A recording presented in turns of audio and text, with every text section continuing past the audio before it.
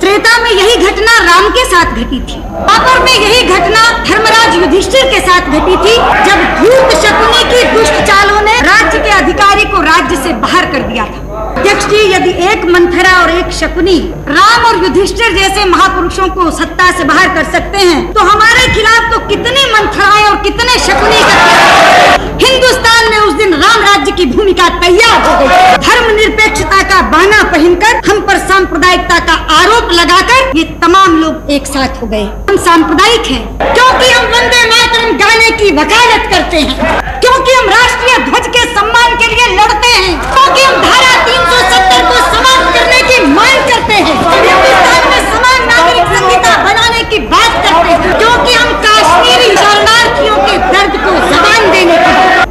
अध्यक्ष जी, जनादेश की जो व्याख्या चाहें आप स्वीकार करें, लेकिन एक दृश्य जो इस सदन में उपस्थित हो रहा है उसकी अनदेखी आप नहीं कर सकते।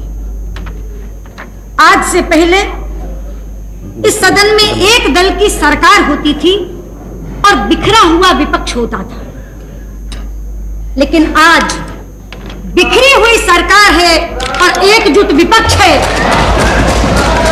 क्या ये दृश्य अपने आप में जनादेश की अवहेलना की खुली कहानी नहीं कह रहा? लेकिन अध्यक्ष जी, ये इतिहास में पहली बार नहीं हुआ जबकि राज्य का सही अधिकारी अपने राज्याधिकार से वंचित कर दिया गया। त्रेता में यही घटना राम के साथ घटी थी। राज तिलक करते करते वनवास दे दिया गया।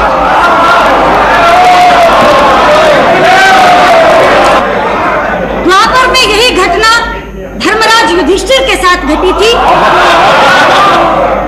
जब धूर्त शकुनी की दुष्ट चालों ने राज्य के अधिकारी को राज्य से बाहर कर दिया था।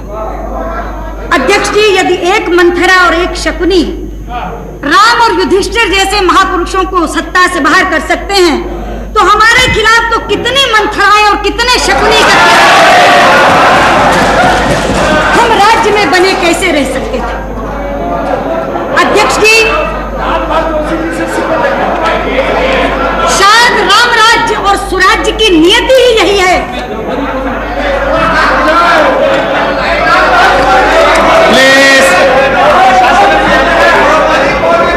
come on, don't make your speech so interesting. अध्यक्ष जी,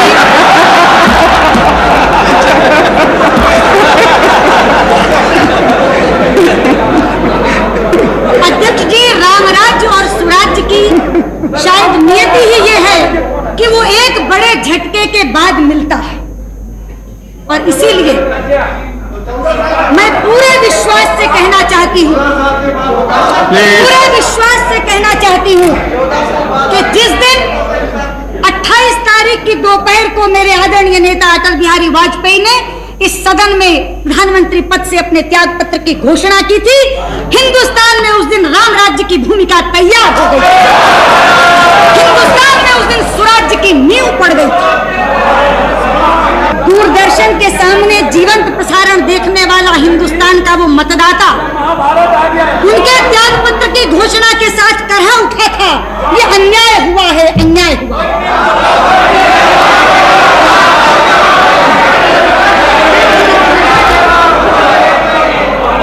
लेकिन अध्यक्ष जी, अन्यायी कभी ये स्वीकार नहीं करता कि वो अन्याय कर रहा है।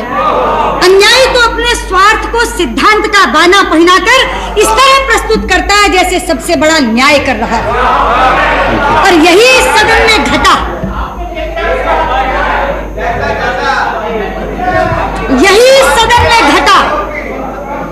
धर्मनिरपेक्षता का बाना पहनकर हम पर सांप्रदायिकता का आरोप लगाकर ये तमाम लोग एक साथ हो गए, एकजुट हो गए। कहा था मेरे नेता ने उस समय, धर्मनिरपेक्षता बनाम सांप्रदायिकता पर राष्ट्रीय बहस होनी चाहिए। चाहते हैं हम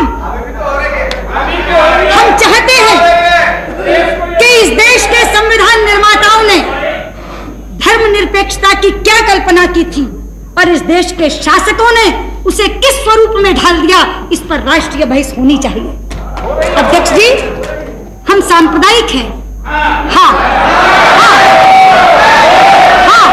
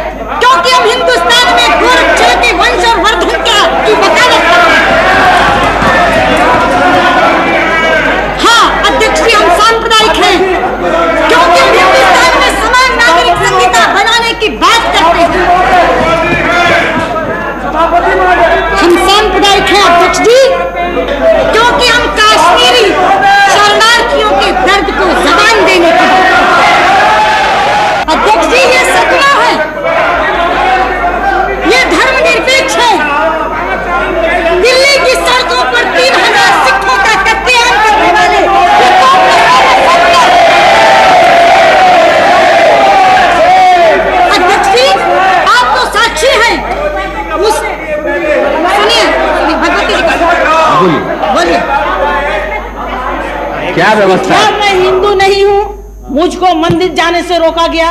और इसमें क्या व्यवस्था है?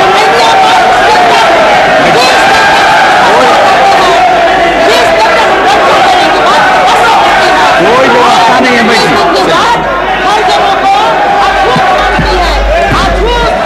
कोई व्यवस्था का प्रश्न नहीं है। चलिए अध्यक्ष जी, मैं दलित देवी जी की जानकारी के लिए बता दूं, भारतीय जनता पार्टी ने तो राम मंदिर का शिलान्यास एक हरिजन से करवाया था।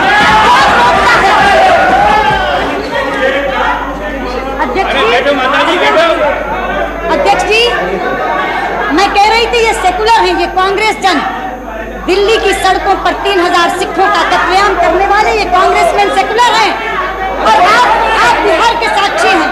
अध्यक्ष जी, मुस्लिम और यादव का जोड़ बैठा कर माई की राजनीति करने वाले ये जनता दल वाले सेकुलर।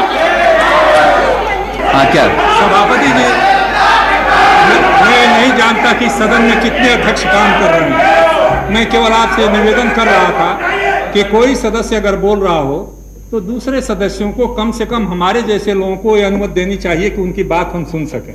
मैं नहीं जानता किस रोष में ये लोग बोल रहे हैं। आपसे बहुत से रोष वालों को मैंने देखा है, ये रोष उनको नहीं दिखा है। इसलिए मैं तो सभापति जी के लिए कह रहा था, जब सुषमा जी बोल रही हैं तो उनकी बात को सुनना चाहिए और जिनको उत्तर देना हो उनको उत्तर देना चाहिए। हाँ। अध्यक्ष जी, मैं इनके सेकुलर क्रेडेंशियल्स का जिक्र कर रही थी। अध्यक्ष जी, अपने वोट बैंक को खुश करने के लिए निर्दोष राम भक्तों पर गोलियों से भूनने वाले ये सपा वाले सेकुलर, चकमा शरणार्थियों को भगाने वाले और घुसपैठियों को बचाने की वकालत करने वाले ये वामपंथी सेकुलर। सच्चाई तो ये है अध्यक्ष जी कि हम आप कंटिन्यू करिए।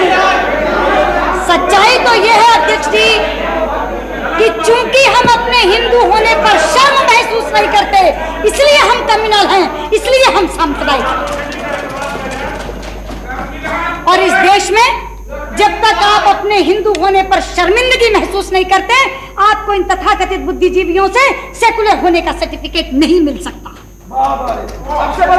अध्यक्ष जी, सेकुलरिज्म की हमारी परिभाषा यह है कि एक हिंदू अच्छा हिंदू हो, एक मुसलमान अच्छा मुसलमान, एक सिख अच्छा सिख हो, एक ईसाई अच्छा ईसाई, और सब अपने अपने पंथों का अनुसरण करते हुए एक दूसरे के धर्मों का आदर करें। ये हमारी परिभाषा है। लेकिन इनका सेकुलरिज्म हिंदू को गाली देने से शुरू होता है, और अगर आप उस गाली देने के कार्यक्रम में शिरकत नहीं करते तो आप सेकुलर हो ही नहीं सकते। और मैं कहना चाहती हूँ, सरकार या ना सरकार, हमें सेकुलरिज्म की ये परिभाषा मान्य नहीं है। अध्यक्ष जी, आज से पहले तो केवल हिंदुत्व पर प्रश्न चिन्ह लगाया जाता था, हिंदुत्व शब्द के हमसे मायने पूछे जाते थे। लेकिन पिछले विश्वास मत पर चर्चा सुनते सुनते मेरी आंखें डबडबा गई जब इस सदन में भारतीयता शब्द पर भी प्रश्न चिन्ह लगा। आज से पहले तो कहते थे इंडियन नेशनलिटी की बात कर सकते हो, लेकिन इसी सदन में चर्चा के दौरान कहा गया, मैं तो बहुत कद्र करती हूँ मुरासली मारन जी की, लेकिन उन्होंने कहा वी आर डिफरेंट। आप कौन सी संस्कृति की बात कर रहे हैं? भारतीयता क्या होती है? मुझे था शायद इनमें से कोई बोलेगा। एक उम्मीद चंद्रशेखर जी से जरूर थी, पता नहीं क्यों कौरवों की सभा के भीष्म पितामह की तरह आप भी मौन साधे रहे।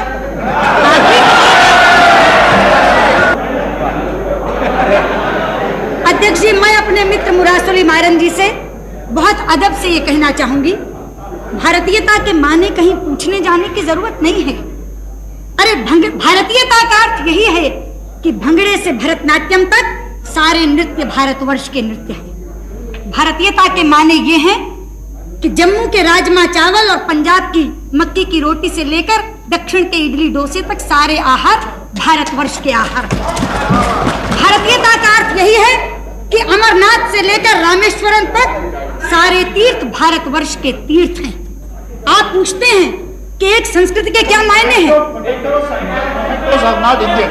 They originated from America. Where is from America? अध्यक्ष जी, एक संस्कृति के मायने यही हैं कि शिव का भक्त अमरनाथ का जल लेकर रामेश्वरम के पैर पखारता है। यह एक संस्कृति के कारण हुआ है कि पश्चिम बंगाल में जन्मे हुए एनसी चटर्जी अपने बेटे का नाम सोमनाथ रखते हैं। यही है एक संस्कृति, यही है एक संस्कृति, यही है भारतीय, यही है एक संस्कृति, यही है एक संस्कृति। मुझे संस्कृति का उदाहरण कई शब्दकोशों में देखने की जरूरत नहीं है, वो इस सदन में परिलक्षित होती है। लेकिन अध्यक्ष जी, सवाल ये है कि ये किसी सांप्रदायिकता के नाम पर इकट्ठे नहीं हुए हैं, ये भी एक ओढ़ा हुआ बाना है। ये इकट्ठे हुए हैं अपने गुनाहों के कारण,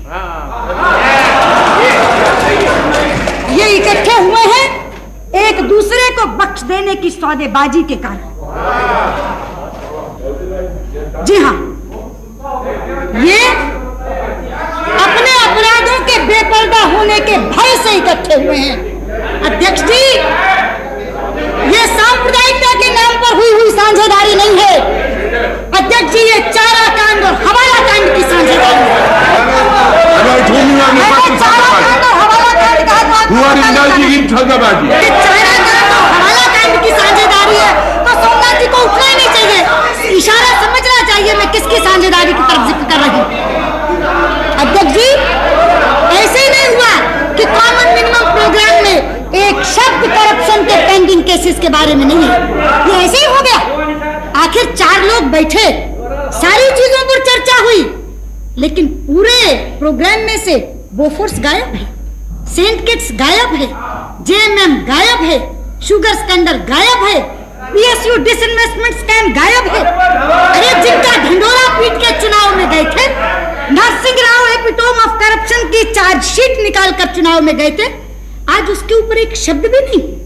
और यूरिया स्कैम के ऊपर कहते हैं प्रधानमंत्री, law will take its own course, कोई बचेगा नहीं। केवल मुक्के मारकर कह देने से ये नहीं होगा अध्यक्ष जी, आचरण क्या बोलता है ये देखने वाला है। आज भी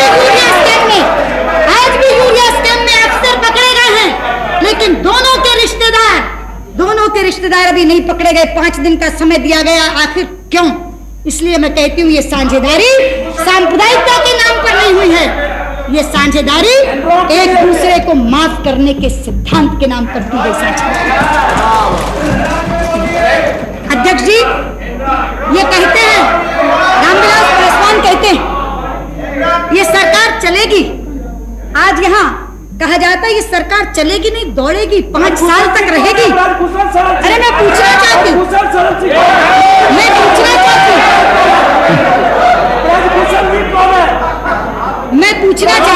जी,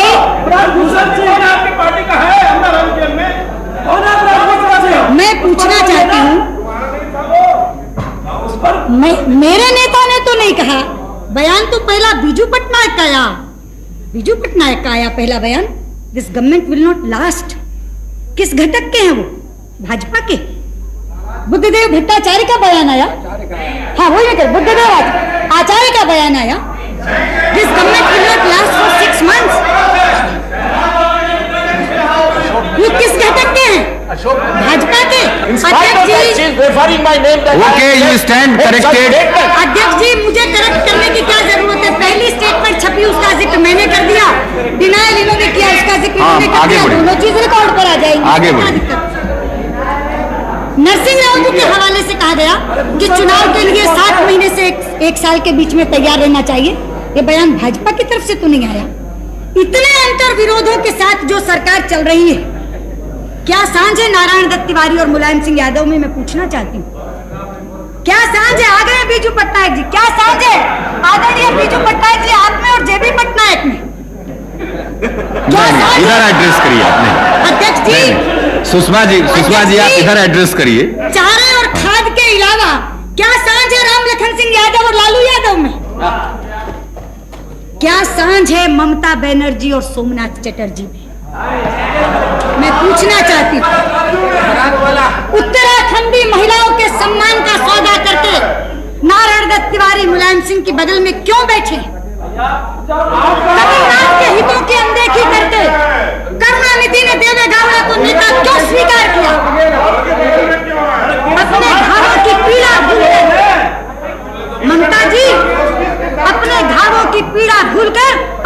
प्रसाद जी के साथ मतदान कैसे कर रही है।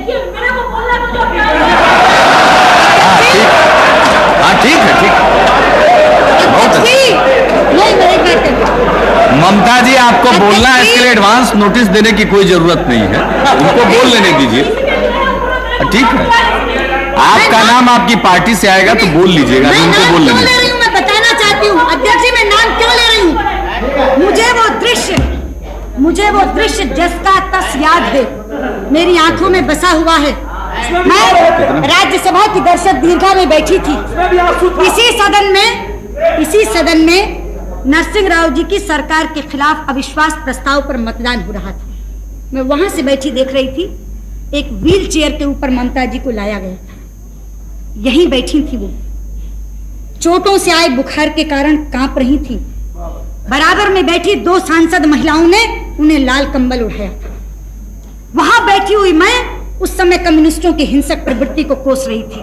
मुझे मालूम है ममता जी के विरोध के स्वर बहुत मुखर होते हैं, लेकिन हम उनके विरोध के अधिकार को मान्यता देते हैं, हम उनके विरोध के अधिकार को स्वीकृति देते हैं, हम उनकी आवाज को गैद करने के लिए उन पर हमला नहीं करते। इसलिए पूछना चाहती हूँ ममता जी से आज कि इस सदन में सीपीएम के साथ बैठकर मतदान करेगी और पश्चिम बंगाल में जाकर उनके विरोध की राजनीति करेंगी। ये कैसी सांझ है ममता जी, ये कैसा गठबंधन।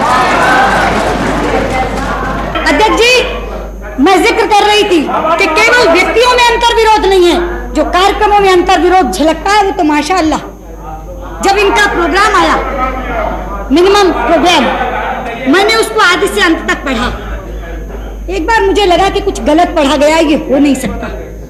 मैंने उसको दोबारा पढ़ा और पढ़ने के तुरंत बाद मेरे मुंह से निकला, वहां भारत के कम्युनिस्ट साथियों, तुमने लेनिन से येल्त्सिन तक का सफर एक ही सप्ताह में पूरा कर लिया। अध्यक्ष जी, कोलिशन के कंस्ट्रेंट्स तो मैं समझ सकती हूँ। कोलिशन के कंस्ट्रेंट्स होते हैं, मजबूरियां होती हैं, कुछ चीजों को बरतरफ रखना पड़ता है, कुछ चीजों में साझेदारी करनी पड़ती है, मगर कोई शीर्षासन करके कलाबाजी खा जाएगा इसकी उम्मीद नहीं। अध्यक्ष जी, इसमें लिखा है इंश्योरेंस सेक्टर निजीकरण उसका कर दिया जाएगा और फॉरेन कंपनी तक के लिए खोल दिया जाएगा। मैं तो हैरान हुई, क्योंकि 1 साल पहले की बात मुझे जस की तस याद थी। कहां गए चतुरानंद मिश्र? अध्यक्ष जी, आपके माध्यम से बताना चाहती हूँ, मैं राज्यसभा में याचिका समिति की अध्यक्षा थी, कमेटी ऑन पिटीशंस की चेयरपर्सन थी। हमारी समिति के सामने एक याचिका दायर की गई, एक पिटीशन प्रस्तुत की गई, जिसमें यह लिखा गया था कि LIC, GIC इंश्योरेंस सेक्टर को जो प्राइवेटाइज करने की एक सिफारिश मल्होत्रा कमेटी की तरफ से आई है, वो लागू न की जाए। ये थी वो पिटीशन। और मैं आपको चौंका दूं ये बात कहकर, वो पिटीशन किसी और ने काउंटर साइन नहीं की थी, एक MP को प्रस्तुत करनी पड़ती है। ये संयोग है कि चतुरानंद मिश्र राज्यसभा से मेरे साथ लोकसभा में आए हैं, 2-4 दिन में शायद कैबिनेट के मंत्री भी बनने वाले हैं। वो पिटीशन काउंटर साइन की थी चतुरानंद मिश्र ने। और अध्यक्ष जी, मुझे कहा गया था कि अगर ये इंप्लीमेंट कर दी गई रिपोर्ट तो ये पिटीशन इनफेक्चुअस हो जाएगी, इसलिए कम से कम इंटरिम डायरेक्शन गवर्नमेंट को दी जाए कि ये इंप्लीमेंट नहीं हो। पिटीशन कमेटी के अध्यक्षा के नाते मैंने सरकार को डायरेक्शन दी थी कि जब तक इस कमेटी की रिपोर्ट नहीं आ जाए, हम बहुत जल्दी इस कमेटी की रिपोर्ट देंगे, तब तक मल्होत्रा कमेटी की सिफारिशें लागू न की जाए। और इस याचिका समिति ने इस याचिका पर रिपोर्ट देने से पहले सारी पॉलिटिकल पार्टीज के लोगों को बुलाया था, सारे राजनीतिक दल के प्रतिनिधि आए थे। इसमें क्या गलत कह रही हूं? अध्यक्ष जी, प्रीमियर घटक इस यूनाइटेड फ्रंट का जनता दल, जिनकी सरकार है, जिनके आप कुछ कहना चाहते हो, आप मिनिस्टर है, बोलिए। अगर कोई ऑब्जेक्शनेबल बात है तो बताइए, अगेंस्ट द रूल हो तो बताइए। नहीं, यू आर मिनिस्टर ना हो। वो रेफर कर रही है एक ऐसे डॉक्यूमेंट को जो हाउस में ले किया जा चुका है, इसमें क्या है? अध्यक्ष जी, प्रोसीडिंग नहीं, उसी को उन्होंने बताया, उस प्रतिवेदन से कोट कर रही है। What can I do? प्रधानमंत्री तवज्जो दें। नहीं, ये तो आजादी है, ये कोट कर सकते हैं। क्या मिनिस्टर जी, नहीं, आप कोई रूल बताइए ना जिससे वो नहीं कोट कर सके, मैं उनको रोक दूंगा। बताइए कोई कानून। प्राइम मिनिस्टर, मैं आपके दल की बात कर रही हूँ। The honourable prime minister, I would like to draw your attention please. मैं देवे गौड़ा जी, सोमनाथ चटर्जी और चतुरानंद मिश्र को सुनाकर दोबारा कहना चाहूंगी, मेरी पार्टी का पॉलिसी था भारतीयों के लिए खोल दो, फॉरेनर्स के लिए मत खोलो, लेकिन आपकी पार्टी का पॉलिसी पढ़कर सुना रही हूँ। नहीं, मैं तो आपके शीर्षासन की बात कर रही हूँ, जो कलाबाजी खाई है सत्ता की अंधी दौड़ में, मैं उसकी बात कर रही हूँ। मैं इसको केवल ये पढ़ के बता रही हूँ कि सत्ता की दौड़ में मदहोश होकर आदमी इतनी उलटबाजी भी खा सकता है कि 50 साल तक जिन नीतियों को लेकर आपने राजनीति की है, आज वो राजनीति टोटल की टोटल, एब्सोल्यूट की एब्सोल्यूट आप छोड़ देंगे सिर्फ इसलिए कि सत्ता लोलुपता की दौड़ में या एंटी बीजेपी स्टांस के अंदर आपको कांग्रेस के साथ बैठना है, आपको जनता दल के साथ बैठना है। इसलिए मैं आपसे कह रही हूँ अध्यक्ष जी, यहाँ सदन में ये छोड़ सकते हैं, लेकिन बाहर जब अपने अपने क्षेत्रों में जाएंगे, इनका कार्यकर्ता इन्हें छोड़ने नहीं देगा और ये अंतर विरोध इस सरकार को गिराने का कारण बनेंगे। रामविलास पासवान कहते, शरद यादव अभी कह रहे थे नहीं ये सरकार तो चलेगी, नरसिंह राव जी ने आज कह दिया चलेगी। अरे भाई, नरसिंह राव तो मौन साधे बैठे हैं, भूमिका निभा रहे हैं ये, और ये शरद पवार की भूमिका नहीं निभा रहे, ये ललिता पवार की भूमिका निभा रहे। मैं भाई शरद यादव से Lalita Pawar, What is unacceptable? If it is her experience about him, why to be आपका बहुत बहुत धन्यवाद चंद्रशेखर जी, आपका बहुत बहुत प्यार है।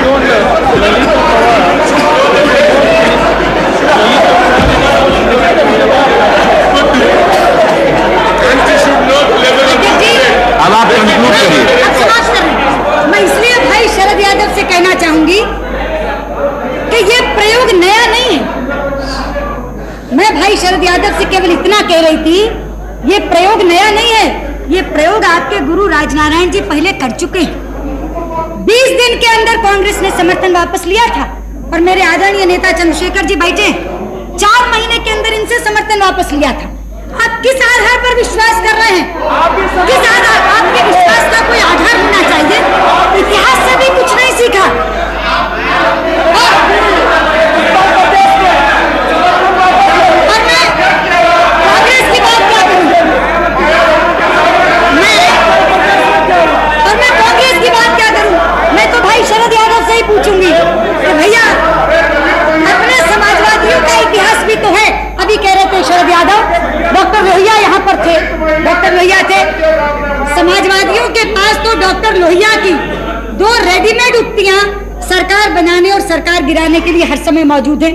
पहली, डॉक्टर लोहिया ने कहा था कांग्रेस को हराने के लिए शैतान से भी हाथ मिलाना चाहिए, और दूसरी कहे थे डॉक्टर साहब सुधरो या टूटो। तो अध्यक्ष जी, अब तो कांग्रेस की जगह भाजपा को फ्रेम में रखकर शैतान से हाथ मिलाने की वकालत कर रहे हैं शरद जी। मगर थोड़े दिन की बात है, जब होगा सुधरो या टूटो, और हो भी क्यों नहीं शरद यादव, बहुत सही बात है। 65 लाख वाले मंत्रिमंडल में और 3 लाख वाले बंडल में, तो क्यों नहीं बोलेंगे, क्यों नहीं बोलेंगे। निश्चित तौर पर चंद दिनों की बात है जब ये होगा सुधरो या टूटो। इसलिए मैं एक बात कहकर अपनी बात समाप्त करना चाहूंगी अध्यक्ष महोदय, ये जो कहा जा रहा है कि सरकार 5 साल चलेगी, 5 साल चलेगी, नहीं अध्यक्ष ji, this political orchestra will disperse even before the show begins. They are so used to singing their own tunes. ये जो एक सामूहिक मंडली एक समूह गीत गाने के लिए आई है, ये अपना अपना राग अलापने के लिए इतने आदी हैं कि गीत शुरू होने से पहले ये शिराजा बिखर जाएगा। लेकिन हाँ, जितने दिन ये देश आपके हाथ में रहे, ईश्वर इस देश की रक्षा करे, ये प्रार्थना करते हुए मैं विश्वास मत का विरोध करती हूं।